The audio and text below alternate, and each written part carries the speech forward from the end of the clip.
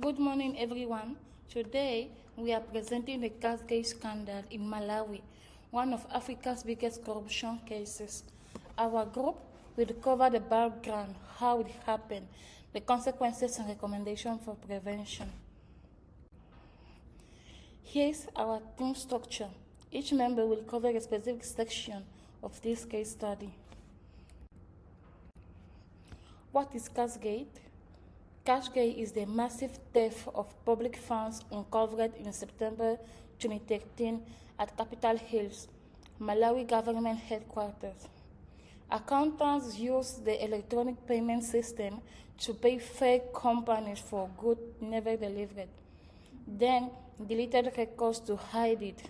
In just 6 months, over $30 million was stolen, with more than 70 people arrested. Political and economic background. Malawi transitioned to democracy in 1994, creating new political pressures to fund campaign. Joyce Banda became president in 2012. Malawi, one of the world's poorest countries, donors fund 40% of the budget. In 2005, they introduced EFMIS to modernize spending, but it was weak security become the loophole Cashgate exploited. Chronology Part 1 from 2005 to 2013. IFMIS was introduced in 2005. Abuse may have started around 2009. In August 2013, a clerk was arrested with unexplained cash, the first threat revealing the scheme. Then, on September 13, Budget Director Paul Umfuyo was shot after demanding account reconciliation. To target the scandal exposure, President Banda dismissed her entire cabinet and donors suspended $150 million in aid. Chronology of the event, Part 2. The first audit confirmed $30 million stolen. Banda lost re-election in 2014, largely due to Cashgate anger. Businessman Oswald Lutepo was sentenced to 11 years. Former Justice Minister Kasambara was convicted for conspiracy to murder Umfuyo. Banda faced investigation but was never charged. Lutepo was released in 2022. Key individuals involved in the case. Key figures including the President Joyce Banda, who was investigated but never charged. Budget Director Paul Umfuyo, sued for exposing the fraud. Businessman Oswald Lutepo, the scheme primary beneficiary, former Justice Minister Ralph Kasambara, convicted for murder conspiracy, and Finance Minister Ken Lipenga, removed from cabinet. Key institutions involved. The Anticorruption Bureau led investigation was under-resourced. UK forensic auditors quantified the fraud. The Reserve Bank's records exposed discrepancies.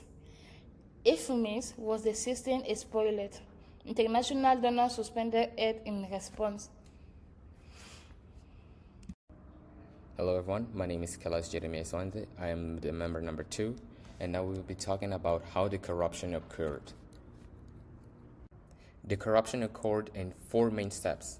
First, someone claimed goods and the goods were delivered where nothing was supplied. Second, an accountant authorized payment to the contractor. Third, cash was withdrawn and shared. Fourth, the transaction was deleted from EFMIS. This simple process hid the fraud for many years. EFMIS was meant to centralize government spending, but officials with system access could authorize payments to ghost contractors. Once payment cleared, they deleted the record. removing the audit trail, and with that, reconciliation between Treasury and Reserve Bank was enforced, so discrepancies went unnoticed. This seemed to require collisions between civil servants, business people, and senior politicians. With this fraud case, it was pretty visible the lack of security that EFMIS could present. The first one was that the records could be deleted, destroying the audit trail. Second, no independent reconciliation between Treasury and Reserve Bank. Third, weak segregation of duties. The same people authorized proceed payments. Fourth, the Anticorruption Bureau was under-resourced and couldn't detect fraud at this scale. This corruption case had 4 root causes. The first one was political patronage. Campaign financing pressures created incentives to steal.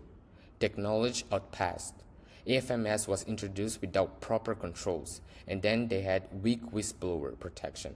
Mfiwu was shot for challenging the fraud, and donor dependency meant less domestic scrutiny of government spending.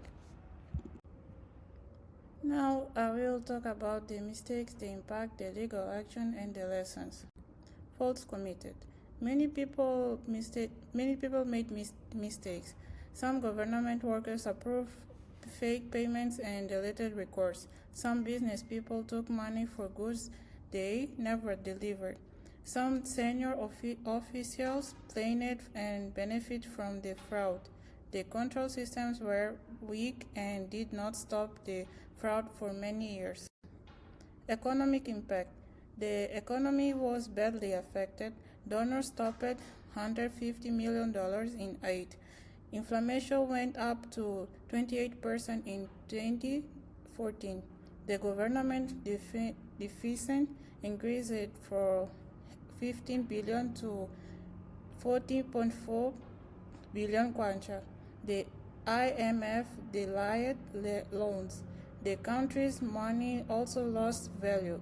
This was a big problem because 40% of Malawi's budget comes from aid. Social impact. The people also suffered. Hospitals had fewer important medicine.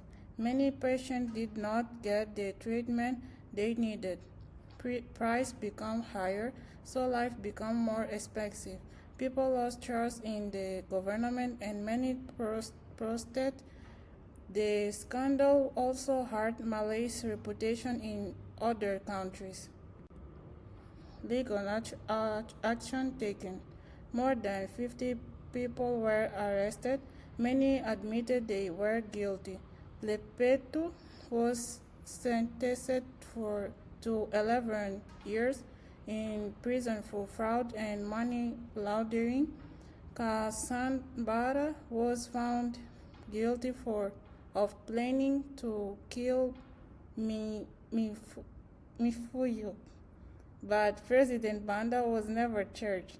So many people questioned the justice system. Lessons learned.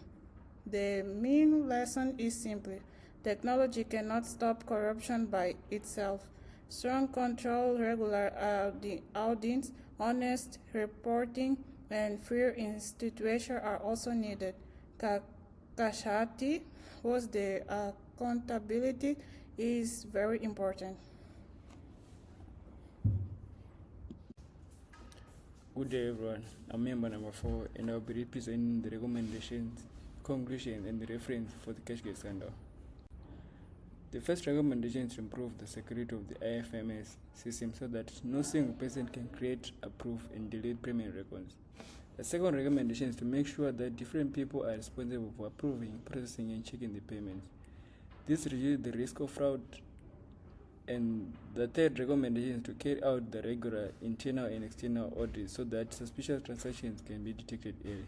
And the fourth recommendation is to verify all suppliers and contracts before making payments. The government should confirm the companies are real and that they have delivered the goods or services. The fifth recommendation is to protect the whistleblowers.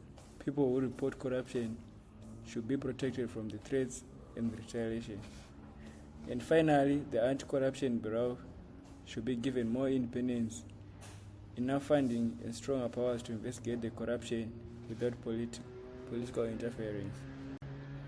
In conclusion, the Cashgate Scandal is one of the biggest corruption cases in Malawi's history. It showed that weak financial controls and poor oversight allowed public money to be stolen. The scandal damaged Malawi's economy, reduced public trust in government, and affected support from the international donors. This case teaches us that the strong internal controls, transparency, accountability, and ethical leadership are important in preventing corruption. And these are the references that we use to prepare the presentation. They include books, government reports, research papers, and other reliable sources that helped us understand the Cashgate Scandal. Thank you for listening. We are now ready to answer your questions. Thank you.